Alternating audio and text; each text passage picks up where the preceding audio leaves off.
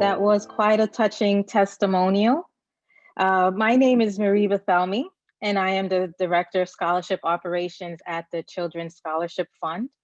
We are going to be having a parent panel next. I'm just waiting for our other panelists to join us on the screen, and we will get started. Up, and there they are. It's a pleasure to see you all. Um, I do have the pleasure of introducing these three fabulous and dynamic parents. We're going to first start with Ms. Elaine Daly, Sister Eli. She has a daughter who's also named Elaine and is a first grader at Al Madrasa Ali Samia in Brooklyn. We have Ruth Arias. She is a mom of five who lives in the Bronx. Her youngest two children, Adrian, whose testimonial you watched just a little while ago, is in the 8th grade, and Emma is in the 7th grade at Manhattan Christian Academy. Ruth also has a son, Brandon, who is in the 9th grade, and he graduated from Manhattan Christian Academy last June. And finally, and most certainly not least, we have the pleasure of having Ms. Falinda Farley, who is joining us from Charlotte, North Carolina. Falinda has 7 grown children, all CSF alumni of CSF Charlotte, and they have all gone on to become successful in their own right. For example, Falinda's son, Matthias, he is a pro football player who just wrapped up a 2-year contract with the New York Jets. And her youngest son, Silas, he is a ballet teacher and a choreographer at SMU in Texas. And until recently, Silas was a dancer with the New York City Ballet, where he still hosts a podcast and work on special choreography projects. So welcome. We hope you all will be listening intently to what these wonderful women have to say. They represent many of you. We're going to start with Sister Eli. If you can please unmute your line, Sister Eli. I understand, Sister Eli, your daughter has special needs and you struggle to get her the service she requires. Is that why you applied for a scholarship? And can you share how you first found out about CSF? So, thank you for having me. Good morning, everyone.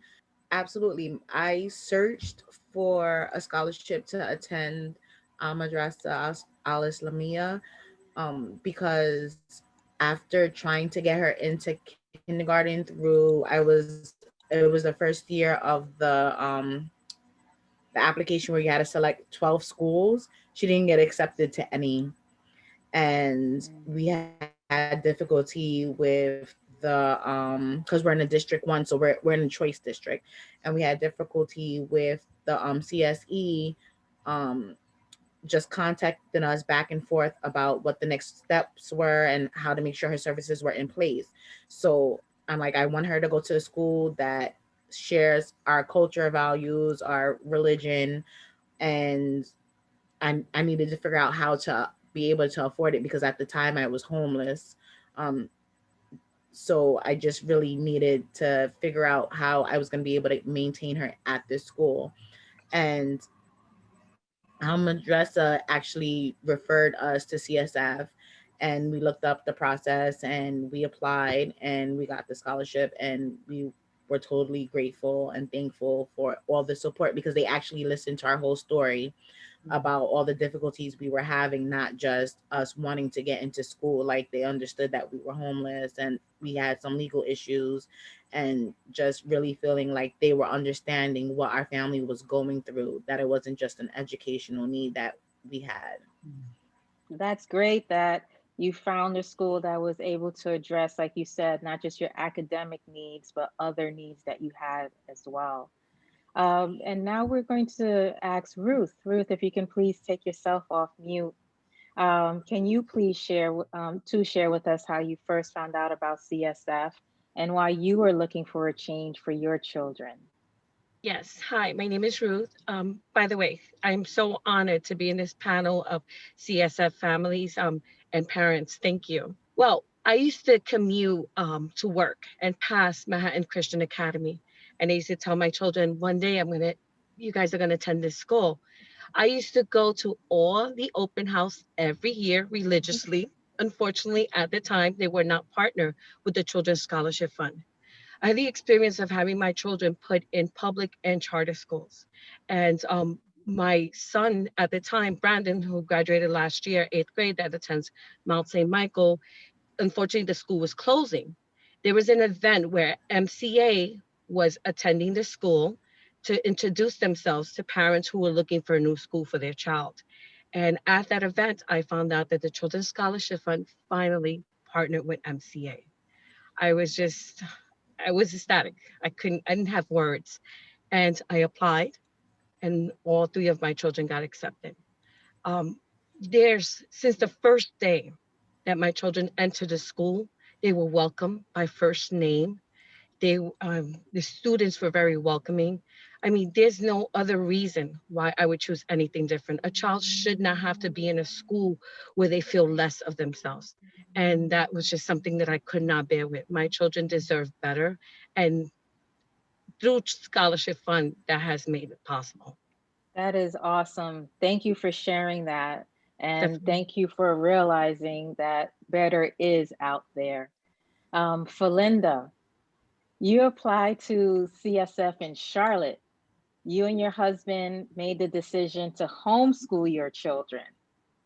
What made you interested in enrolling your children in a private school? And can you tell us how you found out about CSF Charlotte? Well, I had a crazy kind of story of how I found out about CSF. I was in the parking lot. I had an African pastor friend stop me with this card. He says, "My sister, you must fill out this card." I'm thinking, okay. I had no idea that that simple act, and really I had so much respect for him. I figured if it was something he felt was that important, I needed to give it some attention. And we filled out the form and submitted it. And we didn't realize 3 years later, after being on the waiting list for all those years, that we would be accepted into the Children's Scholarship Fund family. And it has made a profound difference in the lives of our children. I was excited because the homeschooling journey helped us to really undergird our children in terms of working on their character. And we wanted them to have a biblical worldview. But with several children, the older two boys had gone on to private school. However, we had five that we were still continuing to homeschool. So I really knew that they all needed more. And we had some great schools in our area. And I really wanted to just ask for the big stuff. So I'm really grateful in the Charlotte community that many of those private schools have now partnered with Children's Scholarship Fund. So our children had the doors open, and it really prepared them for all the things they're doing now. So, Ms. Falinda, you literally took the words that parents are the first educators of our children very literally and seriously for you and your husband to homeschool all of your 7 kids initially, and not at the time of now of technology and remote learning. So hats off to you.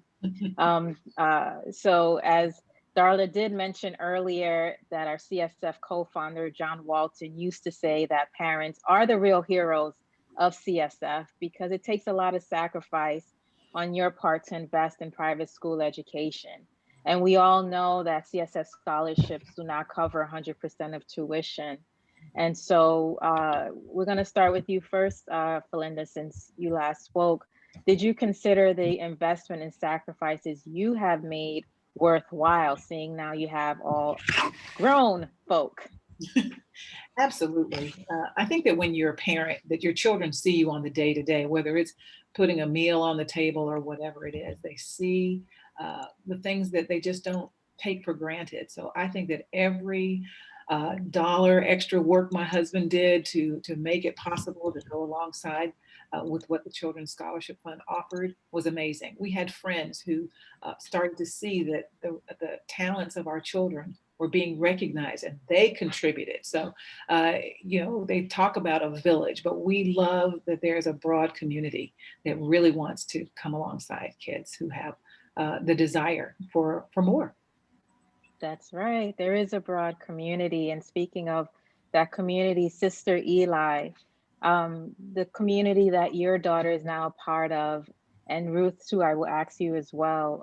But Sister Eli first, how do you think your daughter has benefited from the scholarship? So I think what's very important is that children see people that are like them, right? We have these history books that don't already reflect a majority of our students in the schools.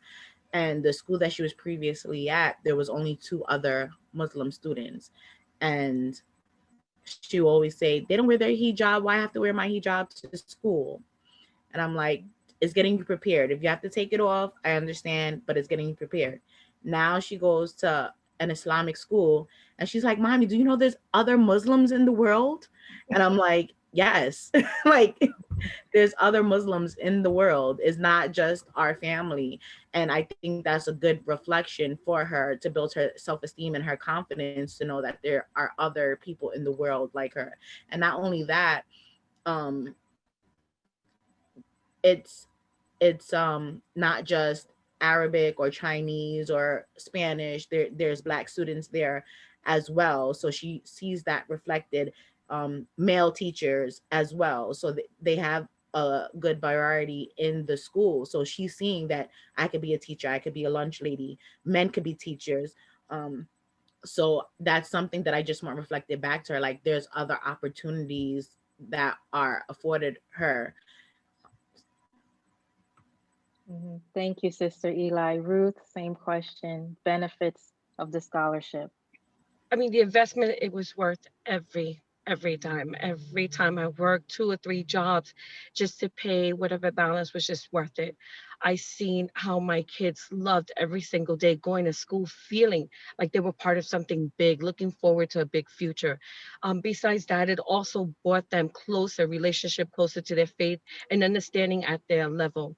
I know that the scholarship as well partners with independent schools, and from that perspective, academically, I mean, my son, both of my boys had applied for high academic schools like Fordham Prep, Stepinac, and gotten accepted to these schools. Mount St. Michael, Cardinal Hayes, just to name a few, and gotten accepted to these schools. My sons could not think maybe 6 years back that they would even could even just walk by these schools. And for that, academically, the what what it has brought to them, that confidence, I mean, words can't describe.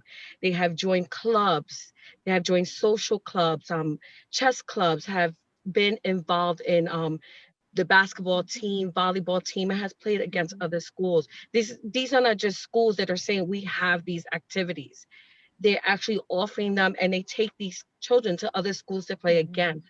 And I mean, I just that's just amazing. It's just So it has your been, school is catering to the whole child, and there are so many other CSF schools. CSF New York is a network of 220 schools this year, of which you, Ruth, and Sister Eli represent some of that. And we are also a national organization, so we have Falinda representing nationally for us and our alumni.